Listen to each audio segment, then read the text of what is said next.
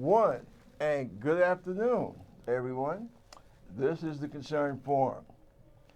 Now, this is the first show that I'm doing since the election. And I know that a lot of us are extremely angry and disappointed. And quite frankly, we should be. Um, there are a bunch of reasons why this disaster happened to us. Now, I got a guest here.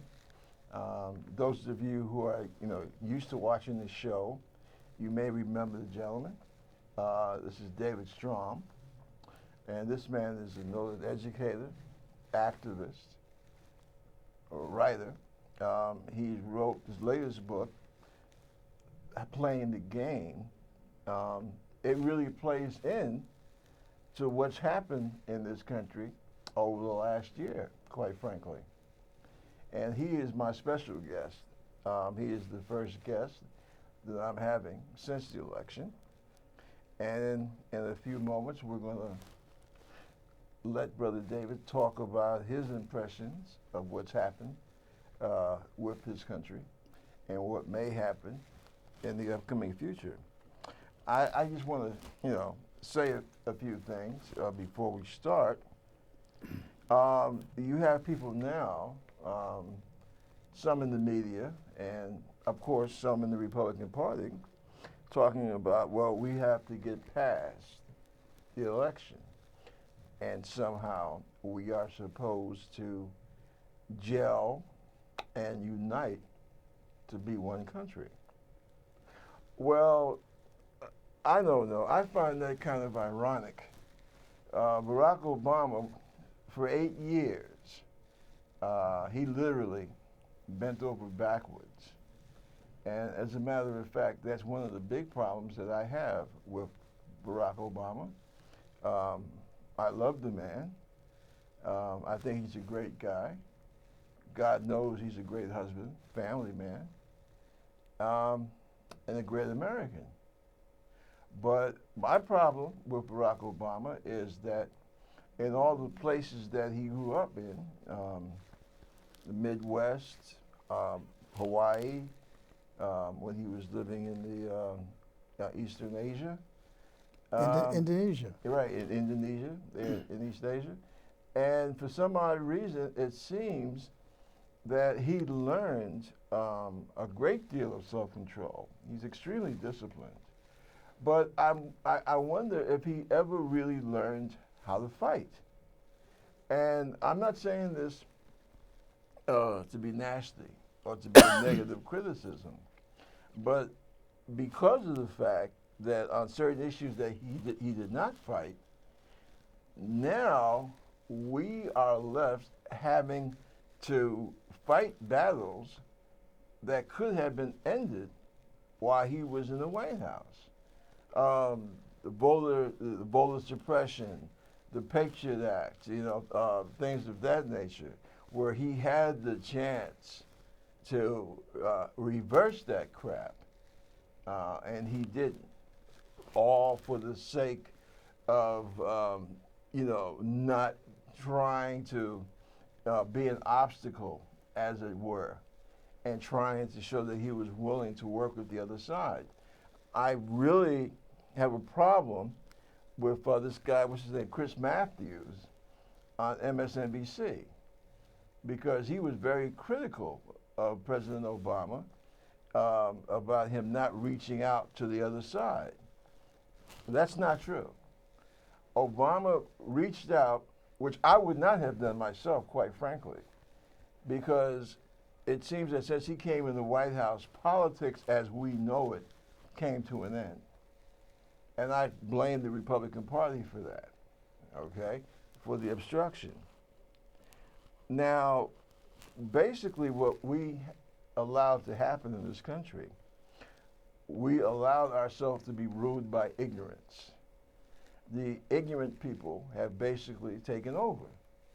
Now, some people will say that, oh, well, I should be forgiving, I should extend my hand to work with folks and all this other good stuff.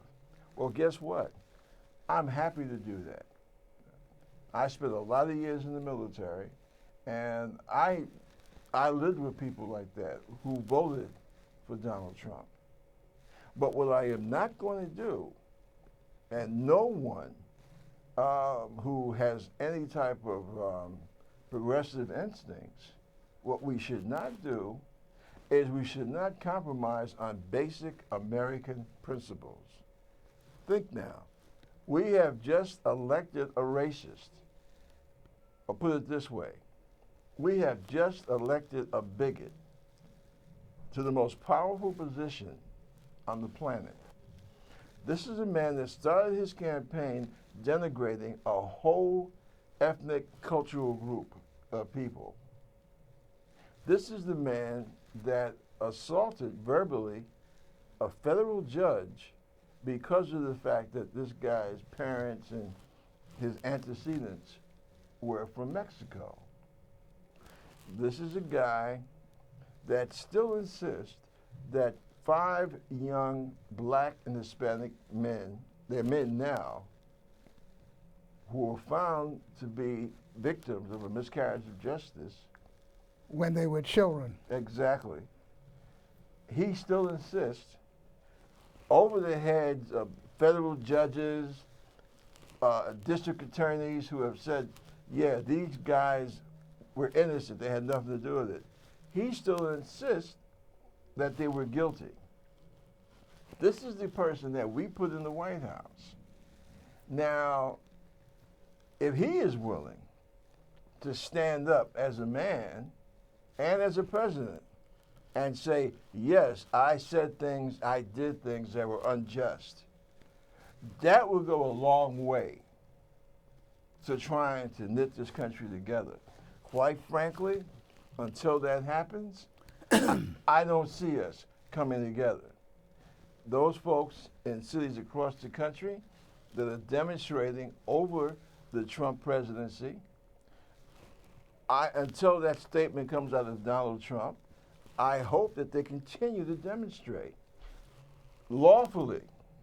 Don't give possible future Attorney General Giuliani the opportunity to declare martial law, but continue to demonstrate and show these people that this is not the Weimar Republic of 1931, that we are not the majority of the people. And remember, Trump has no mandate.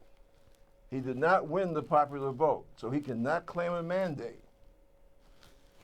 We have to show that we are not going to gently allow the fascists to take control of the government of our country. And we need to fight them for the next 4 years. Well, excuse me.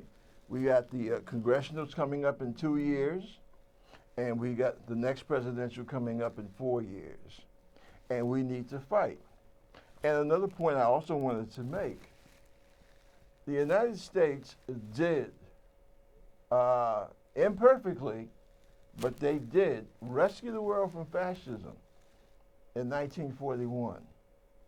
We rescued Europe from the shadow of Nazism in World War II. I say that it's, and I would appreciate help coming over from Europe, and if they could reciprocate, because world opinion plays very heavy in the United States. It was world opinion that gave African Americans their freedom in a large extent. It was the constant showing of the civil rights battles of the 50s and 60s that made, that basically erased legal Jim Crow. Okay? A lot of people don't know that. But this government adopted a policy. I learned this, by the way, when I was stationed at the White House and the Pentagon. The United States government adopted the principle of the end of legal segregation, primarily because of pressure from around the world. And I would ask Europe and the rest of the world to once again stand up and be that moral conscience. Because we look at the people that are going to be in a possible Trump cabinet. And we have every reason to fear people like, what's his name, that guy from Alabama, Sessions. All right, this man is a known racist and a known bigot and sexist. Giuliani, Christie, who is essentially one step away from being locked up for abuse of power. These are the people that are circling around trying to get a job in the Trump administration. So that tells us that we're going to have to stand tall and stand firm. And I hope that we can do all this without any loss of life. But as Thomas Jefferson said, sometimes in the cause of freedom, things happen. Remember, and I want people, even you folks out there that disagree with my political stand, keep this in mind. The night before last, in North Carolina, the Ku Klux Klan had a massive cross-burning rally in celebration of Donald Trump's election. You need to think about that. You need to think about what that looks like to the rest of the world. Because in the last 50 years, in spite of all the dumb things that the United States may have done in terms of foreign policy, we at least had some type of, how should I say, honorable name. We at least on the surface stood for freedom. Now the people of the world are getting a chance to see what this country is really about on the inside. And for all those working class, non-college educated white men that threw themselves in the Trump camp, I can guarantee you, your lives will not get better. They will get worse. And when they do, be careful, because that's when Trump and his Republican allies will really start playing the game of scapegoat. And that's when we really have to be strong. Now, before we get into it with Mr. Straham, I just want to say one other thing. I think that it's time that progressive groups in this country, if necessary, we have the United Nations here, and it may be high time that we also start looking at appealing many of the things that are against human rights being done in the United States. Maybe some of these cases need to be taken to the United Nations. I say that as a patriotic, extremely loyal American, one who has fought for this country. I became partially disabled because of my military service. But that does not mean that I should sit quietly by and countenance racism and bigotry on public display from the Oval Office. I think I would be less than a citizen if I did that. I think I would be betraying the oath that I took when I went into the military if I chose to stand silently by. Now, I'm just curious, David, what do you think about what's happening? Well, I think we have a big problem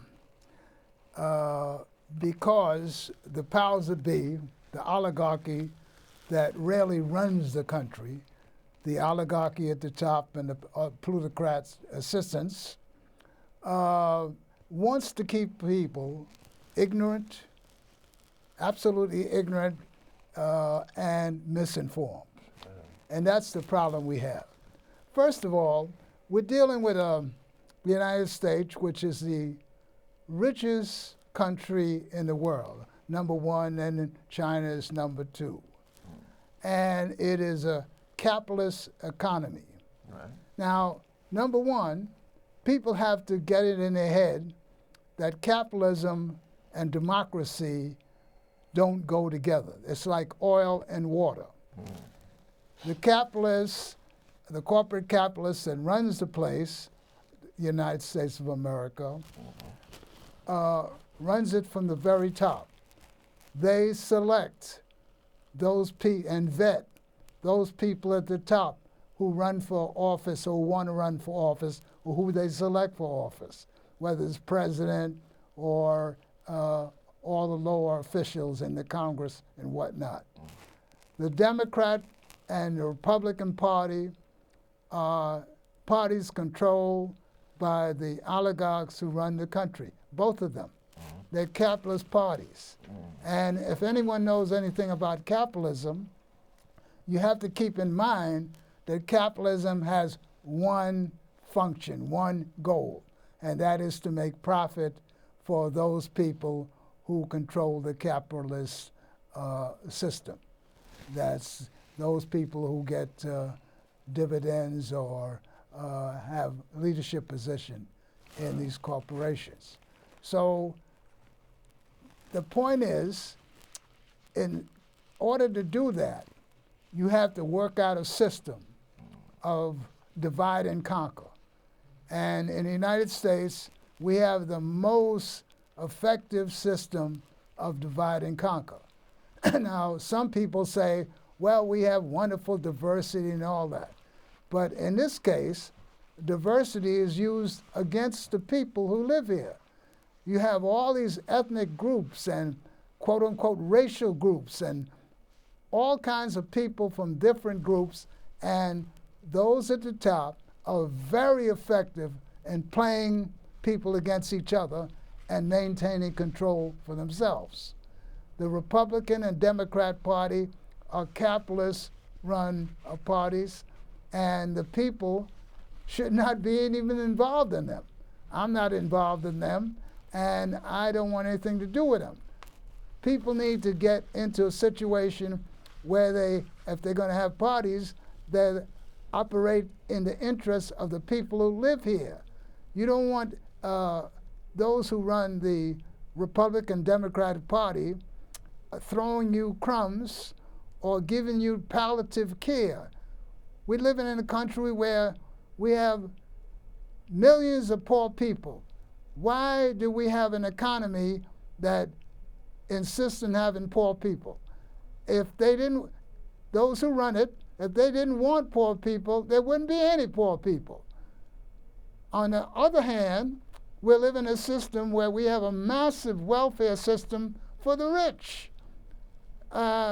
paying next to no taxes, getting military contracts, getting practically half the budget on military hardware and contractors.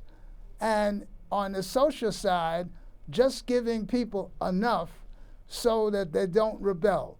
In other words, if things get hot, you throw them a few more bones. And that's what's going on here. Just as in the 30s with Franklin Roosevelt, got Social Security passed and some other social legislation. After the Second World War was over, that's when they started to take things back. Think about it. The Taft-Hartley law during the 40s, where they created this concept of right to work. So you have at least 26 states now where unions have been defanged because the Taft-Hartley law was successful in doing that. And as we go into the 50s, we have a situation where Europe is recovering and automation comes in, robotics and various other things that would replace labor.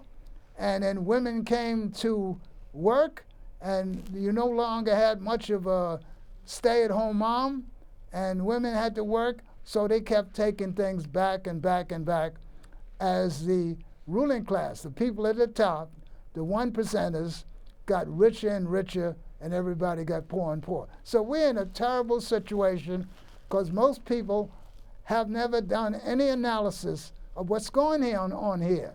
They don't understand. People talking about the Republicans and Democrats, how are you going to be in the fox's party? You're dealing with a fox, and you're the chickens, and you go in his party and you think the things are good for you.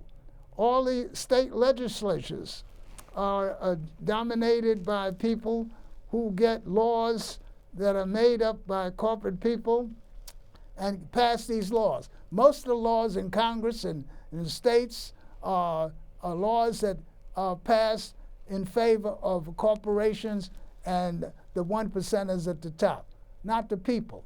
The people have to have their own party, forget about the Republicans, forget about the Democrats, and that is those parties, and do for self. You have to analyze and understand the system that you're in, and most people have no understanding of that. Even people of the level of PhDs. I've met people who are PhDs who know nothing, you see, about how the system works. So we have to have a better system. We have to have a social system, improve Social Security. We have to have a Social Security, for example, where the rates is progressive as you earn more income. It can't stop at somewhere close to $100 and something thousand. It has to go all the way up. It has to maybe even reduce the full Social Security retirement age to 55 or 60, so younger people can have some more jobs. We need to do a better Social Security. Instead of 1/3 of an income to live, we ought to go up on it. So there's a lot of work to be done, and the first thing is for people to do a system analysis of the place where they live, called the United States of America. Now, I hear what you're saying, and most of what you say I agree with. Now, I'm a Democrat, and I'm a very strong Democrat. And I'm looking right now at what's happening with the Democratic Party. The Democratic Party, and as a progressive and as a Democrat, we have to be realistic, and we have to understand that this disaster that happened on the 8th of November, we are also responsible for that to a certain extent. Because, and unfortunately, most grassroots Democrats who think about these things, they feel that one of the problems with the Clintons was that when they came to prominence in the party, they brought Wall Street in with them.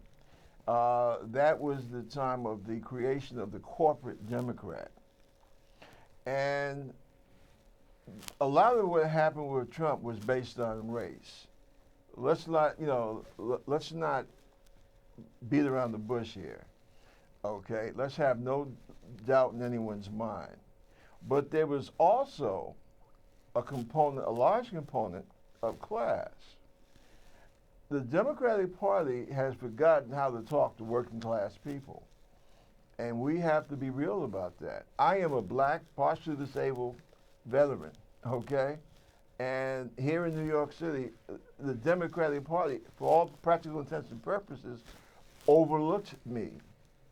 And see, the party, it's not reaching out when you wait until election time and you ask people to, man the phones or pass out leaflets, okay?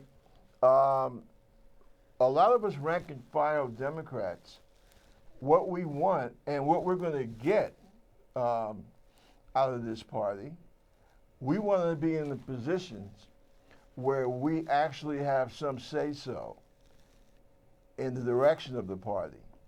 And that is mainly the problem with the Democratic Party. You take a look at the DNC and look at what they did to Bernie. Bernie could have won this primary, and he could have beat Trump like a drum, okay? But the elites in the party felt that they didn't want their standard bearer to be this little crumpled Jewish guy from Brooklyn that spoke like a regular person. for some reason that was not, I don't know, patrician enough, shiny enough, what have you. And therein, that was the beginning of our disaster. Now, I'm not going to get on the bandwagon of, putting down the Clintons. They are who they are, okay? They have done a lot advancing the cause of the Democratic Party, especially for women and what have you. But there comes a point in time when you have to realize that, maybe your star pitcher that's just not what's needed in this situation. You cannot expect good to come out of a situation where you have half the country, right or wrong, you have half the country saying that they find your candidate repulsive. Okay? Now, I know that a lot of people in the party might not like what I'm saying, but the facts speak for themselves. Hillary Clinton is not going to the White House January 20th. Donald Trump is. And with the Democratic Party, if they wish to remain viable, because remember, the majority of the people in this country agree with us. Trump does not have a mandate. The majority of the people voted for someone else, did not vote for him. So there's no mandate. But for some reason, Hillary did not win. Mm-hmm. I think we would not be in this situation if the DNC had allowed nature to take its course and allowed Bernie to be our standard bearer. I also have problems with the media, even the so-called liberal media. The media is not liberal, my friends. The mainstream media is not liberal. Okay, so we got, that's something that we have to understand. I think MSNBC and CBS did more to help Donald Trump win this election than the Trump campaign did.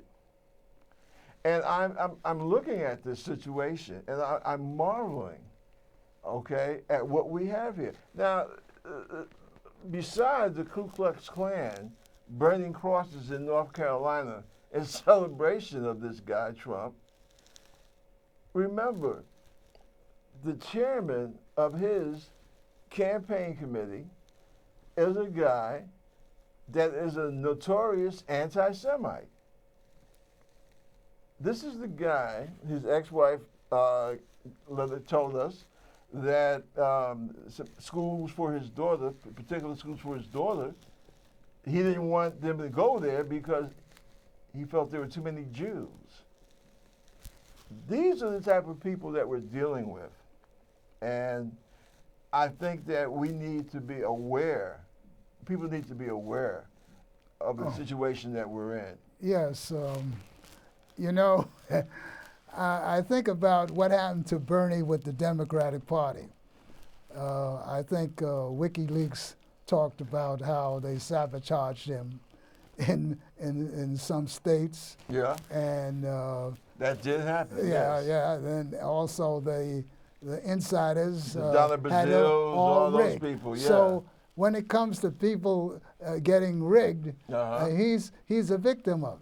That's now, correct. what I think about though is that when this happened with Bernie, he just caved in and jumped on Hillary Clinton's bandwagon.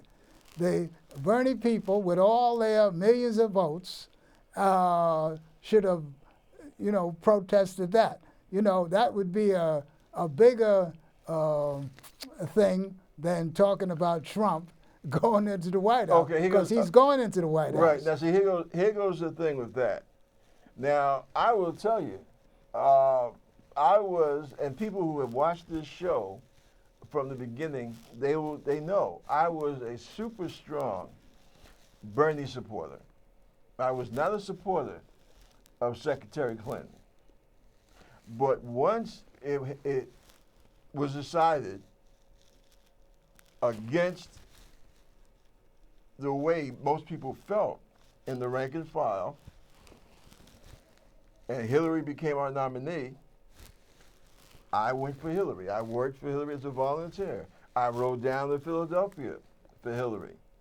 And see, the problem is that what they did, what they did to themselves and us, and I'm talking about the Democratic establishment, they felt that Trump would be so repulsive to people, the idea of him being in the White House, that they could slide Hillary basically through the cracks. That's how come they always kept talking about, well, yeah, it's going to be a close campaign. Now, I was terrified the minute I saw Trump win that Republican convention. I knew that there was a super great chance that that guy was going to win the election. But I persevered with Hillary nonetheless, because as a person of conscience, of my conscience, I could not stand idly by and watch Donald Trump go in the White House, which unfortunately he did. The main thing is that if the DNC, if Donald Brazil and all the rest of those folks in the DNC, what's her name, that congressman from Florida, I forget the woman's name, that was like a best buddy of Hillary, okay? If they have basically backed off, took their hands off the scale, if they had stopped telling the media, hey, look, don't give Bernie any decent, media coverage. If that had not happened, Bernie would be going into the White House January 20th. Hell, they chased off Joe Biden. Joe Biden would have beat Donald Trump like a drum, and he would have, for his vice president, he would have chosen either Bernie or that young lady, the senator from Massachusetts, the one that everybody loves. Yes, I think about this, but the word democracy, where's the democracy in the Democrat Party? Good question. You see, the muck-de-mucks, the establishment, they run things. So no matter what, Bernie won in these caucuses and primaries and whatnot. They decided over everybody else. That brings up my point. There's no future in that, because what Trump said about being rigged, Bernie got rigged, and that's what happened to him. So the big demonstrations should have been against the Democrat Party, and that never happened. Well, see, Bernie just capitulated and took his millions of votes with him, and that's not right. Well, see, here goes the problem, okay? I believe what you're saying. Two things. The first one, if Bernie had done that, that would have basically split the Democratic Party. You have a problem in the Democratic Party, and this is one of the things that Hillary used to her advantage, and that is the progressive women's movement, okay? It would have been put out that, Bernie was basically anti-women, okay? That whole thing. If he had decided to take his people and walk. Now, at that point, that would have made a Trump victory even more inevitable.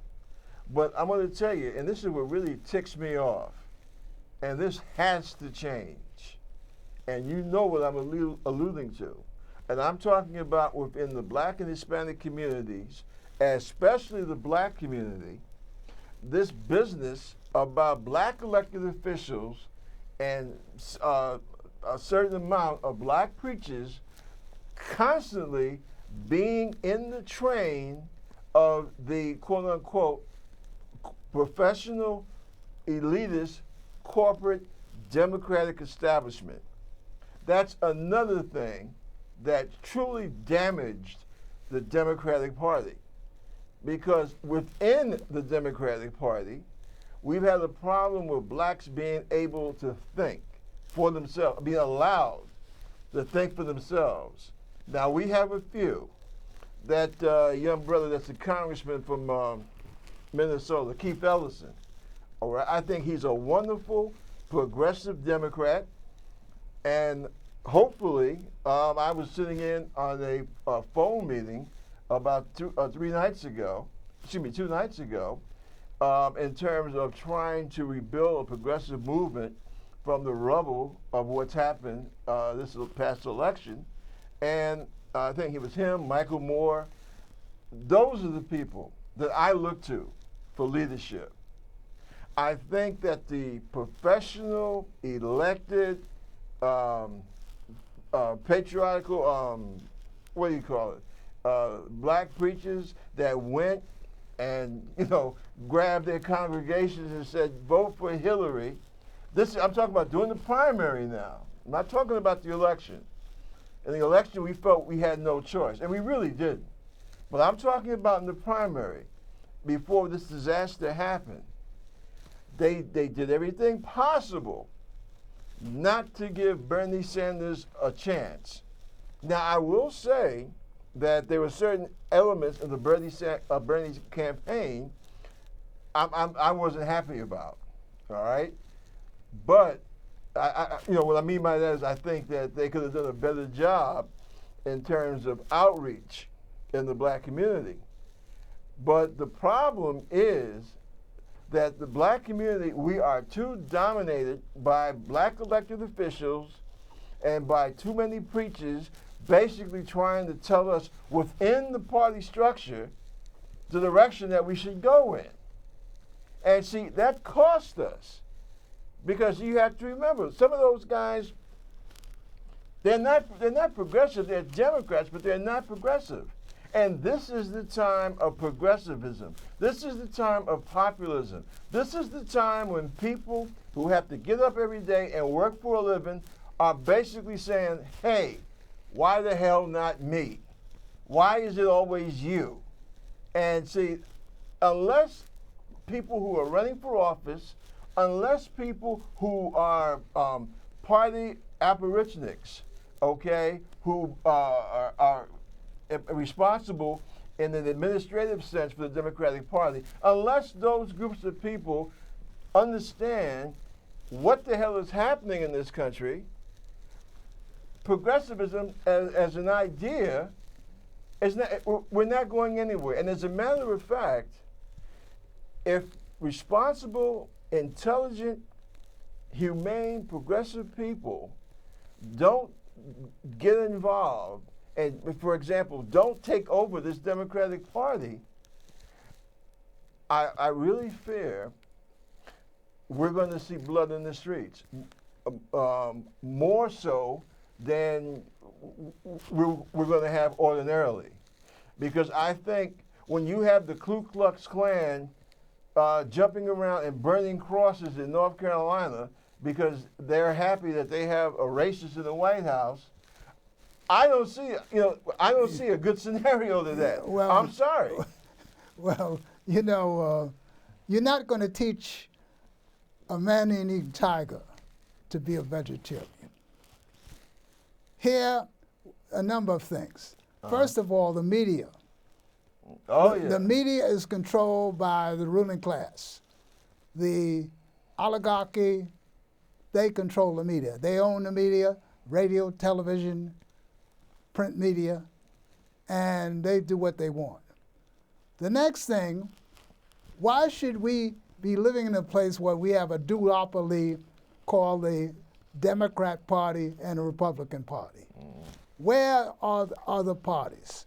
Where are so-called, quote-unquote, debates with other groups in the debates? They have it very well orchestrated, so people don't see anything but these two parties in this duopoly that have the same interests. They're both capitalist parties. They're both ruling class-run parties. People, the average person, the people in the world, in the United States, in terms of the population of regular people other than the 1%ers, they have no business in being in the 1%ers party. People need to think about doing something else and having parties other than those two parties in the duopoly. If you keep in there, you're going to get the same results. If you keep doing the same thing over and over again, you're getting nothing but the same results. There's no future with Democrat Party or Republican Party. See, that's the point. See, David, I think as long as I've known you, that's the one point, and I think that's pretty good, okay? Most marriages are not that good.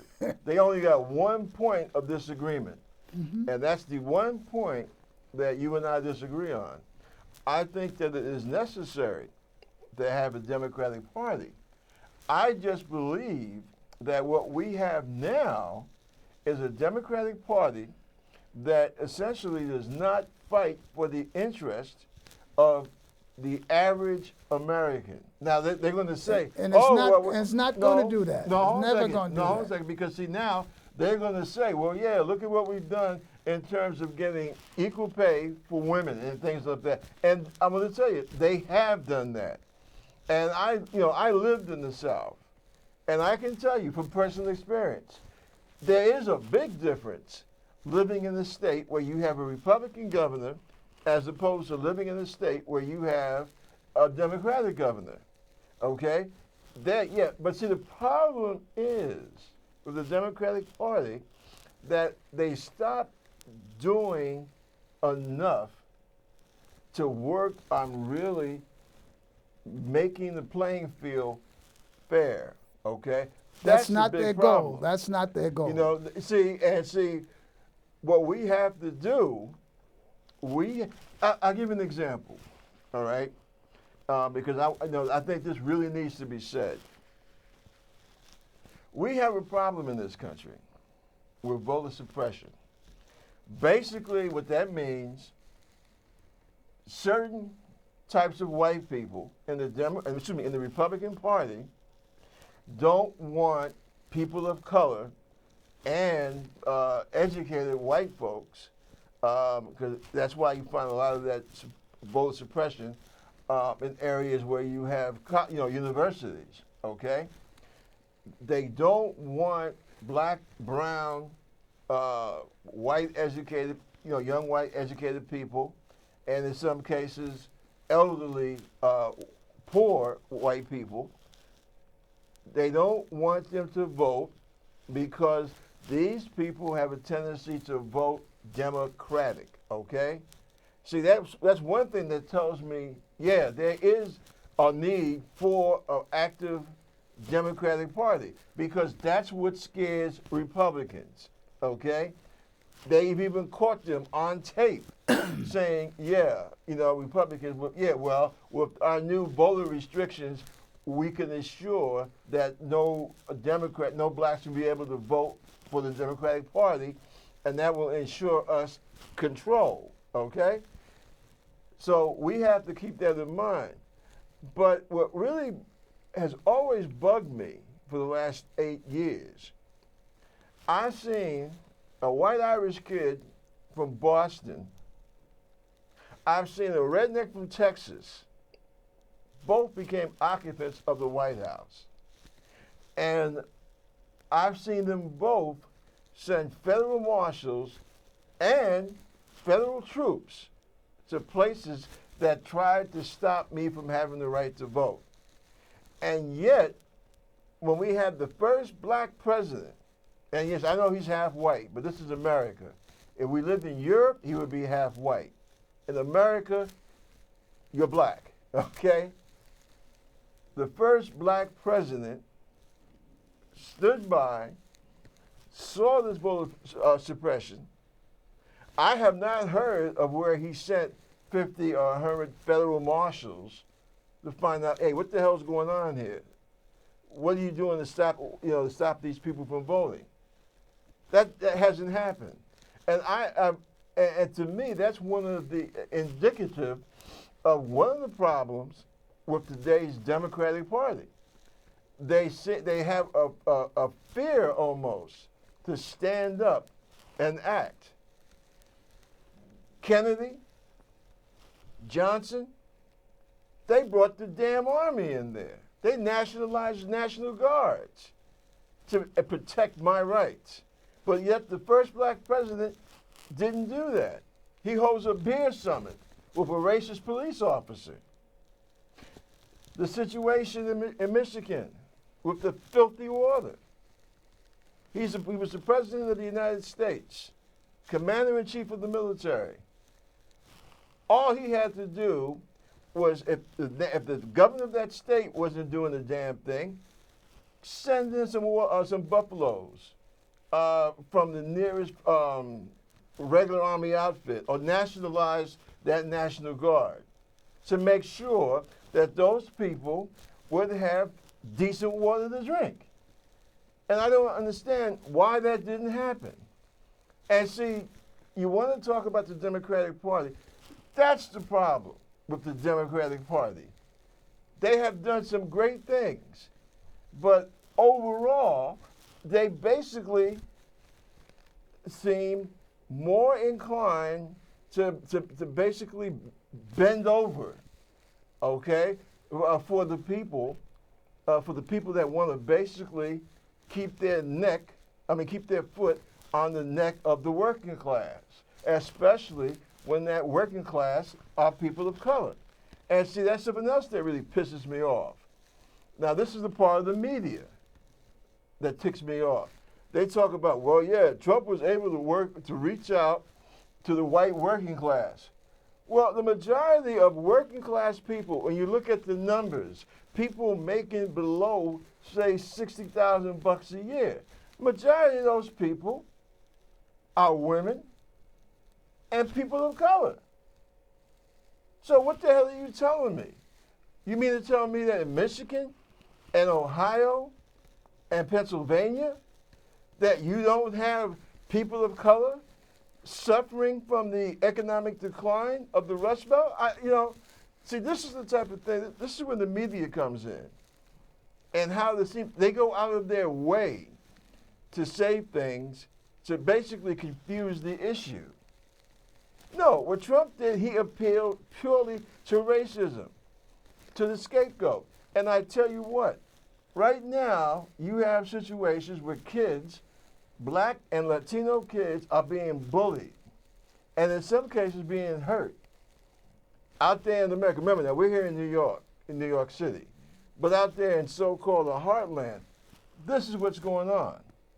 And I hold the media, the mainstream media. I'm not talking about like, oh God, you know what I'm talking about, the young lady with her news program. I'm not talking about her. I'm talking about the mainstream media and how they choose to basically obfuscate things, and then how they refuse to talk about things. Like what's happening with the Native Americans out there in, was it Dakota? These people are fighting these corporations trying to put those filthy pipes through their land, and that's it. That's their land. Well, the media is doing exactly what the rulers wants it to do. They are doing exactly what is in support of the economic system we have here. They're not here to criticize the people that they put into power in the legislative, the executive branch of the government. They are here to support a system of capitalism and exploitation of people. You think they're going to bend over for Trump? The media, mainstream media, I mean. See, Trump is a kind of a maverick.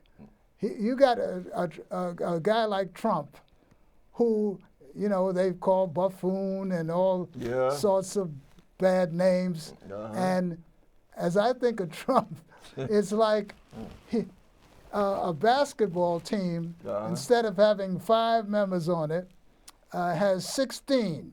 And Trump is one person on the opposite side, and he was good enough one person to beat 16 other players and win the game. That's Yeah. what he did during the primaries with those other little Republicans, Bush and the rest of the gang, and he dispatched them. So you can't tell me he's a fool. No, he he's not a knows fool. what to do. Yeah, he's not a He fool. did a job on them, and he came through. So the point is, the establishment, the main oligarchs, he's a kind of a maverick that they would rather not have. Oh, They want a Bush or somebody like that. And check, yeah, and see, that's another thing. You made me think of something else too. Now, I know a lot of people are going to be mad when I say this, but you know, some of the things. I mean, Trump is totally idiotic in terms of climate change. Okay, the way he dismisses it. The rest of the world knows I think that. some of those things that he's saying, to me, is nothing but rhetoric. He's no fool. He's playing to the constituency that would give him support. I don't believe he believes that climate change is some kind of hoax. He may say a lot of things, but that's rhetoric for a purpose. You see, so I don't take it as actual fact that he believes that. I think he says things that'll maintain traction. And that's no different than Republicans that do the same thing. They do the you know same what? thing. I'm going to tell you something. And again, I know that some folks are going to be angry, but I worry about people with their health insurance, okay, and what's going to happen. But after saying that, I tell you quite frankly, I never had any use for Obamacare. I really did. I think it's a lousy ass, lukewarm thing from back in the 1970s, a Republican program, okay? And that's exactly what it is. Yeah. You know, that's not a program that's for the benefit of the people. That's a program that's for the benefit of pharmaceutical companies, the hospitals, and the manufacture of medical materials. And they wrote it. They wrote it. Yeah. So that's not for the people. That benefits the corporations that run the health system. And half of that system, or maybe in the neighborhood of a third of it, goes for administration and wasteful costs. Well, see, we need a system of single payout. Right, like the rest of the civilized world has. Of course. And so, and Obama let that happen. And see, this is one of the problems that we in the Democratic Party have. Because when you have the stick, you're supposed to use it. At the time of because I was in that healthcare fight, and at that time, the majority of people, white working class people down south included, 75% wanted single payer. And Obama says, well, if we were going to start from scratch. Bullshit, quite frankly. Bullshit. The same way that we basically had to transition from the horse and buggy to the Model T, that's what the insurance companies would have been forced to do. And from the typewriter to the computer. Exactly. But see, we didn't do that. We get stuck with this Obamacare, which is not the proper name, I'm sorry, but no, it was never a good idea. Affordable Care Act. The Affordable Care Act. This was something that was basically left up to the governors of the particular states and the insurance companies. So you know right off the bat, that's a loser. Over half the governors are Republican. So you know it's going to be a loser. You're expecting them to keep up your program. Obama went for it. Yeah, and that you know, I will never understand that. See, that's what I mean when I talk about fighting. You have to, when you have the bully pulpit, you have to fight for things. That's what you're there for. And I say that not just trying to knock Obama, but to all these elected officials, especially in these cities, to these elected officials of color who are by and large Democrats. If you're not going to fight for any goddamn thing, then why are you there? Mm-hmm. You know, you're wasting your time, valuable time, when we could have people up there that are willing to go toe-to-toe on the issues. Just like this crappy housing program, the Mayor de Blasio said he was going to fight for affordable housing. I don't see no affordable housing. And in situations like in the South Bronx and in Harlem, paying, where people are making less than $30,000 a year, you have nothing for those people. And then on top of that, the few instances where you have the affordable housing, they want the people to, like some kind of secret horrors or something, using back doors and all this kind of stuff. Where the hell are my city council people, Democrats, raising hell about this crap? Well, the truth of the matter, they should never stop the public housing system. They should have public housing and not give benefits to private capitalist developers that's what we need to be for on. so-called backdoor rooms that a few people can get into. We need to have a public housing system, and we have not that. We're giving out all kinds of tax breaks and whatnot to developers, and that is not the way to answer this problem. But all said and done, we need a system that's going to benefit all the people, not just the 1%ers at the top.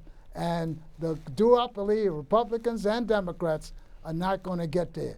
Don't keep doing the same thing over and over again and think you're going to get better results. Well, I agree with your issues, David. I agree with what needs to be done. I agree. What I'm going to do, myself, there's going to be a meeting sponsored by the Green Party, but it's going to be for all progressives and elected officials, okay, to find out, basically discuss what went wrong and where do we go from here. It's going to happen, I believe, sometime next month, if I'm not mistaken. And when that does happen, I'm going to put the word out here.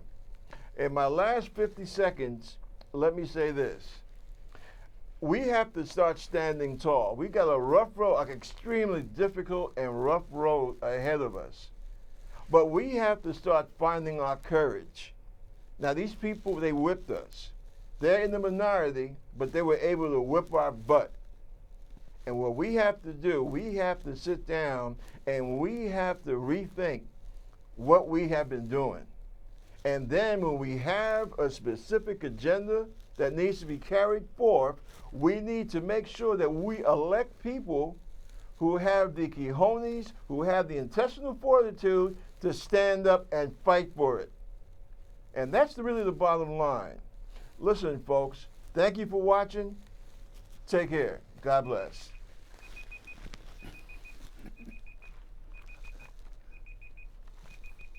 Okay.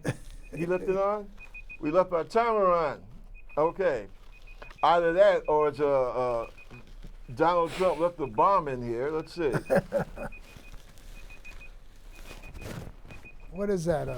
It's some kind of timer. I better let, hang on. Okay.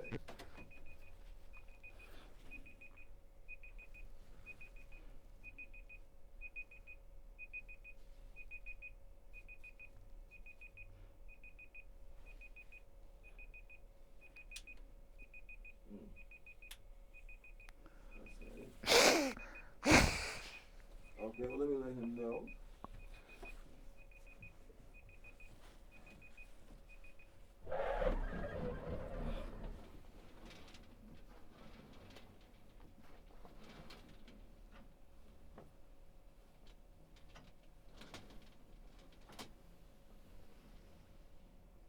Yes. Oh. Okay. No. What have they done with him? What you need? Could you flip that off for me? Want to stop it? Yeah, because we're done. Robert, good to see you again, brother. Hey!